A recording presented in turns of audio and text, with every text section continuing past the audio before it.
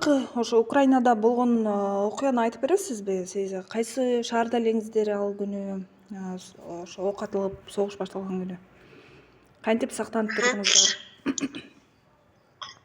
Биз Одессада турабыз. Неме кылып, бизде болсо улам военный немелер көбөйүп атпадыбы?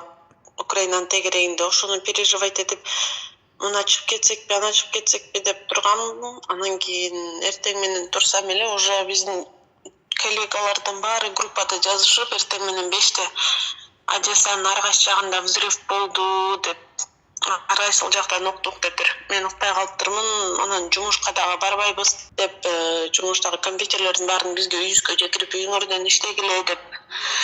Анан кийин түштө бирок көптөр иштей алган жок ал күнү, потому что бүтүгү переживать этип неме кылып отурушту.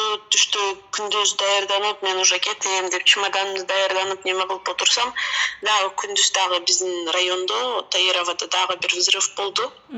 Анан бирок азыр Одесса более-менее башка шаарларга караганда тынч деп эсептелет, потому что взрывдар Украинанын Одессанын чет жактарында, пока военный базаларында болду дейт да. Ошо бирок новостиден бияктагы каналдар бар да. Российский эмес же украинский эмес, ар кайсы адамдар өздөрү жазылган же болбосо независимый каналдарчы ошол жактарда новостилерди көрүп атабыз. Азыр аябай кимеде Киевде жана Харьковда аябай начар болуп атат ситуация. Биздин даже мен деген Украинадан жакынкы убакта чыгып кетишим керек болчу. Саудовская Аравияга барайын деп аткам да. Мен баары бир деле чыгып кетишим керек болчу. Ошо документтерди жасап неме алып, бирок застревать этип калдым. Документим болсо башка жакта калып калды, Киевде, потому что агентствого виза жасатканы берген болчумун да. Анан бизде Киевдеги посольстводагы Эрмек байке, башка байке немелер жардам беребиз, документтерин жасап беребиз деген болчу да. Биринчи күнү алар жакта деле, видимо, спокойнораак болсо керек да. Алар деле көп неме кылышкан эмес. Анан мен болсо бул жака Молдовага келип алгандан кийин уже мага айтышты да, Венгрия аркылуу жасаат документтеринди деп, потому что Киевде уже аябай эле небезопасно болуп калды деп. Анан ошо ал жакта уже аябай эле тынч эмес. Сиз Молдовага кайсы күнү келдиңиз? Кантип эвакуация болду? Эгер 24 Молдовада, Украинада башталган болсо, эртең менен таңкы 5-те көп шаарларында жардыруу болду да. Эртең менен элдердин баарын ошо бомба менен ойготушту. Анан кийин биз болсо тынч болуп кетет деп эле ойлодук. Биринчи күнү мен документтеримди күтүп турайын, паспортум менен эле чогуу чыгайын деп тургам. Анан кийин жаңылыктарды карасам, улам эле күчүп атат, уже военный базаларды жардырып атат. Анан Харьковдо көп военный базалар бар да. Ал жакта болсо аябай эле көп жардыруу болуп кетти. Анан уже жөнөкөй адамдарга дагы мисалы болуп атты көчөдө. Обычный гражданский машиналардын жанында уже адамдар, гражданский адамдардын эле уже немелеричи, денелери, обычный адамдар жашаган жилой домдорго уже жардыруулар болду. Токтойт деп ойлойм десем, вообще токтобой тургандай. Улам эле күчүп атат жардыруулар, немелер. Анан анда мен документтерим жок эле чыгып кете берейин дедим, потому что биякта чыгып кетсең Молдовадан документ жасап берип Кыргызстанга жөнөтөбүз деди да. Анан ошо эртеси күнү болсо чыгып кеттим. Кечки 5-те чыгып, границага 7-ге жеттим, бирок границада адамдар көп экен Молдовага. Границадан түнкү 3-тө өттүм. Документтер немелердин кылып. Ошо анан түнкү 3-тө өткөндө бул жакта аябай жардам берген адамдар көп.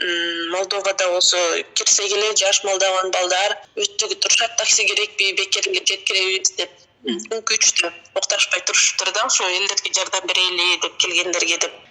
Ошентип алар границадан немеге чейин, Кишиневко чейин бекер эле бүтүп немелерди алып келишти. Ал жакка келсек ошо документтерибизди оформлять этип, келгендерди неме кылып, жылуу жер бар экен, тамактарын беришти, жакшы эле даярдап коюштур, сим-карталарды беришип. Анан ошол жакта болсок, биякта Молдовада неме бар экен, кыргыз айылы деп коет экен, Манас деген, Ньорт Village деген жер. Ошол жактагы байкелер немелер деп айтып калышты. Бек байке Кыргызстандан келген кыргызстандык жарандарга кааласа бул жактан кабыл алабыз депчи, тамак аштары неме жаткан жерлери бар деп. Анан ошо бияка бекке неме болсун деп, безопасныраак деп өзүбүздүн кыргыз байкелер, анан кийин байке деген эме ошол бияка келдик. Мен менен чогуу дагы бир байке бар, Омар деген. Ошол экөөбүз бул жака келдик. Бул жака келебиз десек дагы ошол жана Украинада, Молдовадагы жаш балдар дагы ошол бизди дагы бул жака чейин жеткирип келишти.